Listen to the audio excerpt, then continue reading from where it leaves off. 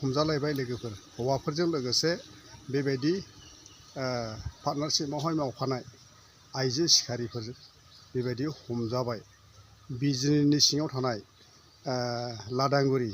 खमरसालि बे जायगानि माखासे बेबायदि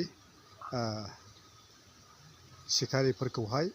माखासे आखाइजों बानायनाय बेरफ्रुग्रा मुवा गावग्रा आरो बेबायदि मैदेर हाथाइ ओमफ्राय अमानि हाथाइ बेफोरबायदि माखासे सिखारिफोरनि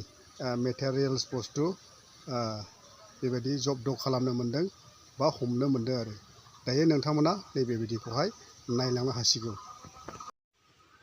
आङो बयखौबो खुलुमबाय लोगोफोर। दायो मोनसे आपडेट लाबोनो थाखाय गोसो जानाया बेनो जाहैबाय जाय दिनै सिखारिफोर हौवाफोरजों लोगोसे हिन्जावफोरबो माखासे सिखारिफोरखौहाय हमनो मोननाय जादों स्पटनावहाय। बे स्पटनावहाय हमनो मोननाय बेसादफ्रा जाहैबाय मैदेर हाथाइ ओमफ्राय अमा हाथाइ बेरफ्रुग्रा मुवा बारुद बेफोरबायदि गोबांथार मुवा बेसादफोर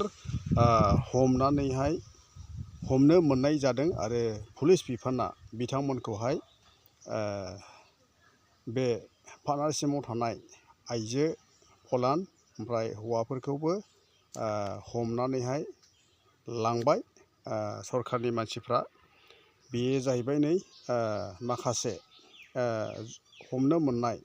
माखासे मेटेरियल्स बुस्थुफ्रा बेनो जाहैबाय नै नायलांदो लोगोफोर। बे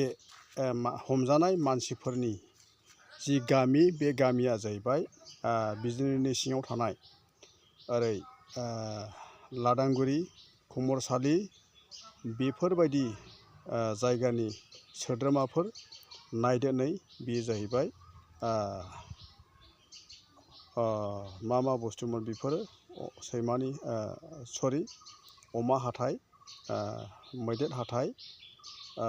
बेबायदि ओमफ्राय गामिनि मानसिफ्रा बेबायदि बिथांमोनखौहाय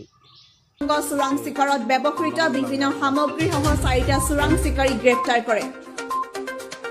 চিৰাং জিলাৰ বিজনী থানাৰ অন্তৰ্গত কুমাৰচালি 2 নং চত লাদাংগুৰি আৰু ফাৰ্মাইচালি গাঁৱত মংগলবাৰে নিশা আৰক্ষীয়ে 4টা ঘৰত তালাচী চলাই বিভিন্ন বন্যপ্ৰাণীৰ শৰীৰৰ অংগ প্ৰত্যংগ জব্দ কৰাৰ লগতে চিকাৰ আৰু বিক্ৰী কৰাত জড়িত থকাৰ সন্দেহত মহিলাসহ 4জন লোকক গ্ৰেপ্তাৰ কৰে। ধৃত লোক 4জন ক্ৰমে 2 নং চত লাদাংগুৰিৰ প্ৰদীপ নাৰ্জাৰী ওৰফে ভেৰগো, কুমাৰচালিৰ সমৰ সিং বুচমতাৰী, কাঞ্চা দৈমাৰী ওৰফে বুদাম আৰু বিনাশ্ৰী বুচমতাৰী। আৰক্ষীয়ে প্ৰদীপ নাৰ্জাৰী ওৰফে ভাৰ্গৰ ঘৰৰ পৰা বনৰীয়া জীৱ জন্তু চিকাৰ কৰা লোহাৰ ফান 3টা, ডাঙৰ আকাৰৰ বনৰীয়া গাহৰিৰ দাঁত 4টা, পিষ্টলৰ গ্ৰিপ, হাতেৰে নিৰ্মিত বন্দুকৰ বেৰেল নিৰ্মাণৰ বাবে ব্যৱহাৰ কৰা কিছুমান লোহাৰ পাইপ, কিছুমান লোহাৰ গুলি, বন্দুক নিৰ্মাণৰ বাবে ব্যৱহাৰ কৰা বুলি সন্দেহ কৰা কিছুমান লোহাৰ স্প্ৰিং, এটা ভঙা ট্ৰিগাৰ, এটা ভঙা বেৰেল, কিছুমান সন্দেহযুক্ত বিস্ফোৰক, বৈদ্যুতিক ড্ৰিলিং মেচিন, মেচৰ বাকচ 18টা উদ্ধাৰ কৰে। ইফালে আৰক্ষীয়ে সমৰ সিং বুচমতাৰী ঘৰৰ পৰা দখলৰ এটা সন্দেহযুক্ত প্ৰায় 3 ইঞ্চিৰ হাতীৰ দাঁত, বনৰীয়া জন্তুৰ হাড়, সন্দেহযুক্ত বন্যপ্ৰাণীৰ দাঁত 5টা, সন্দেহযুক্ত বাঘৰ জিভা, সন্দেহযুক্ত বাঘৰ চুলি, সন্দেহযুক্ত পেংগুলিন ছালৰ অংশ,